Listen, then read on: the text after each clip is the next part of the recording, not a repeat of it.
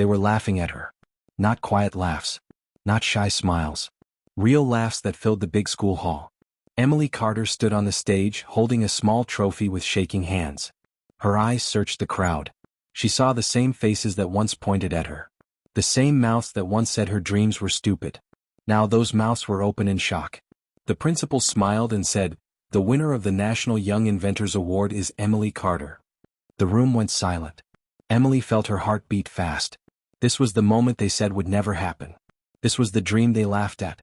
She looked down and saw her old science teacher, Mr. Lewis, wiping his eyes. She saw her mother covering her mouth in disbelief. Then Emily stepped forward to speak. But just as she opened her mouth, a loud voice shouted from the back, "This is a mistake." Everyone turned. Emily froze. Her fingers tightened around the trophy. Her biggest fear stood up, staring right at her. And at that moment, everything she worked for felt like it might fall apart. Let me take you back to where it all began. Emily Carter was just a quiet girl from a small town in Ohio. She lived in a tiny blue house with her mom, Sarah Carter. Her dad had passed away when she was little, so it was always just the two of them. Life was not easy, but they had love. Emily loved building things. While other kids played video games, she took apart old radios and broken fans. She wanted to know how things worked. Her dream was simple but big.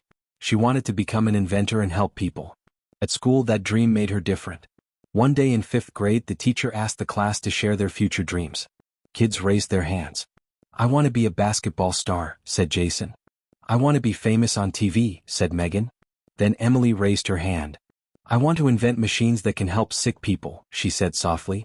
The class went quiet for a second. Then laughter exploded. "An inventor?" Jason laughed. "That's for geniuses," Megan said. "You can't even talk loud," another kid added. Emily felt her face burn. The teacher tried to calm the class, but the damage was done. From that day on, the laughs followed her. At home, Emily told her mom everything. Sarah hugged her tight and said, "Dreams don't work unless you do. And I know you can." Those words stayed in Emily's heart. Years passed. The teasing never fully stopped. Some teachers ignored her ideas. Some students copied her homework and still laughed at her. But every night, Emily worked in the garage. She used old tools, broken parts, and her imagination. Sometimes she failed. Many times she cried. There were nights she wanted to quit. Nights she stared at the ceiling and asked herself if everyone was right. But then she remembered her mom's words. One afternoon in high school, Mr. Lewis announced a science fair. The winner could move on to a national competition. Emily's heart jumped. This was her chance. She worked day and night on a small device meant to help people remember their medicine. It was simple but smart. When she brought it to school, some students laughed again. "That thing won't win anything," Jason said, shaking his head. On the day of the fair, Emily stood by her table, nervous but hopeful. Then the judges arrived. They stopped. They asked questions. They leaned closer to her project. Emily saw their eyes light up. Just as the head judge opened his mouth to speak, the lights in the hall suddenly went out. People screamed. Glass shattered. Emily's project sparked and began to smoke. Emily cried out, rushing forward. And in that moment, she thought her dream was over. Smoke filled the science hall. Students shouted and pushed past each other. Teachers yelled for everyone to stay calm. Emily stood frozen as her project crackled and went dark. The lights were still out and her heart felt like it was breaking. Mr. Lewis rushed over and pulled the plug. "It's okay, Emily," he said quickly. "No one is hurt." But Emily could not hear him. Tears ran down her face. Weeks of hard work were gone in seconds. She felt the old shame return. The laughs. The doubts. The fear that she was never good enough. Later that day, Emily sat alone on the school steps. Her head was down. Her hands were shaking. "I told you not to get your hopes up," a voice said. It was Jason. He stood there with his friends, shaking his head. "Stuff like this always happens to people like you." Emily did not answer. She felt too tired. That night she did not touch her tools. She did not open her notebook. She just sat on her bed, staring at the wall. Her mom knocked softly and came in. "Mr. Lewis called," Sarah said. "He said the judges were impressed before the accident."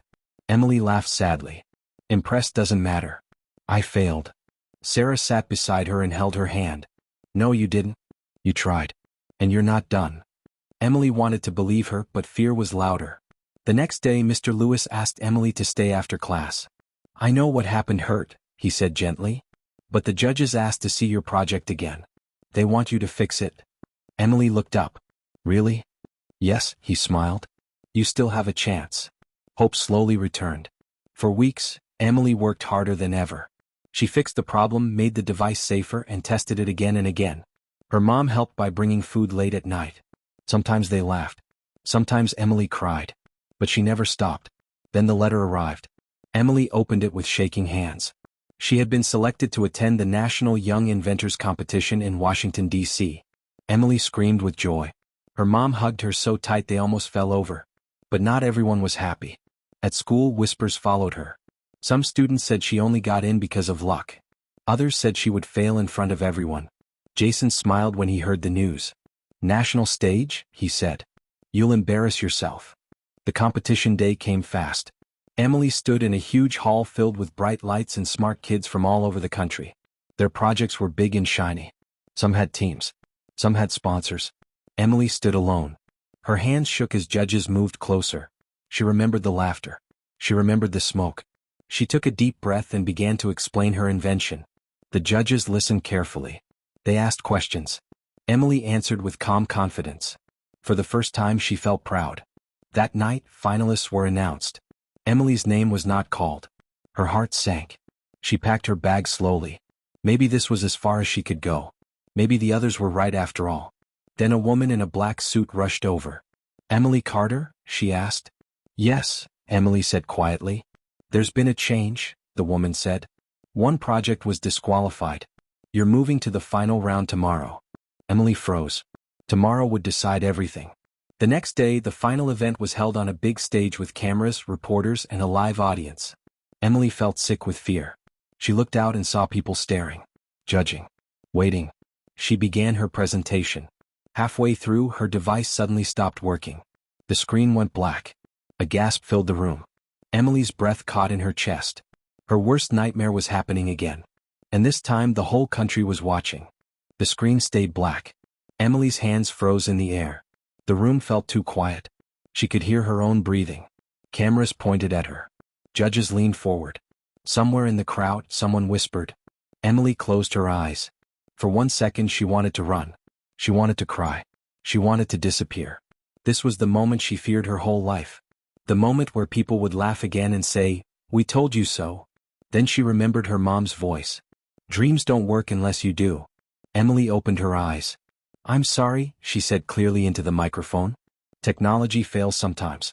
But real inventors don't quit. She took a deep breath and opened the back of the device. Her fingers moved fast but steady. She explained what went wrong and how it could be fixed. The judges watched closely.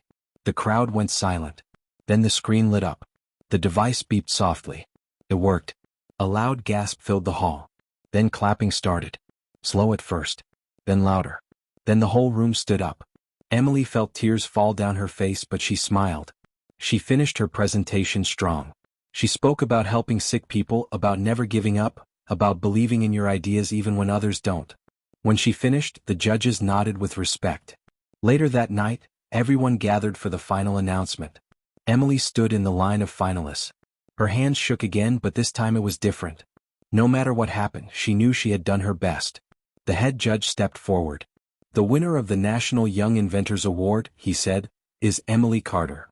For a second, Emily thought she heard wrong. Then she heard her name again. She stepped forward as the crowd exploded with cheers. Tears streamed down her face as the trophy was placed in her hands. Cameras flashed. People clapped. Strangers smiled at her. She searched the crowd and saw her mom crying and laughing at the same time. Emily won. Days later, she returned to her school. The same hall.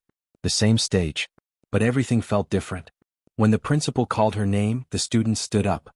Some clapped. Some looked shocked. Some looked ashamed. Then it happened. Jason stood up. "This is a mistake," he shouted. The room froze. Emily's heart jumped just like it did before. All eyes turned to her. The old fear tried to return, but it had no power anymore. Emily walked to the microphone. "It's not a mistake," she said calmly. "I worked for this. I failed many times. I fixed my failures. And I didn't stop when people laughed." The room stayed quiet. She looked straight at Jason. "You laughed at my dreams," she said. "But my dreams were never meant for your approval." The crowd burst into applause. Jason sat down slowly, his face red. After that day, things changed. Teachers listened more. Students asked questions. Some even asked Emily for advice. She helped them because she knew how it felt to be doubted. Emily's invention was later improved and tested in real hospitals. One day, it helped save a life by reminding a patient to take the right medicine on time. Emily never forgot where she started.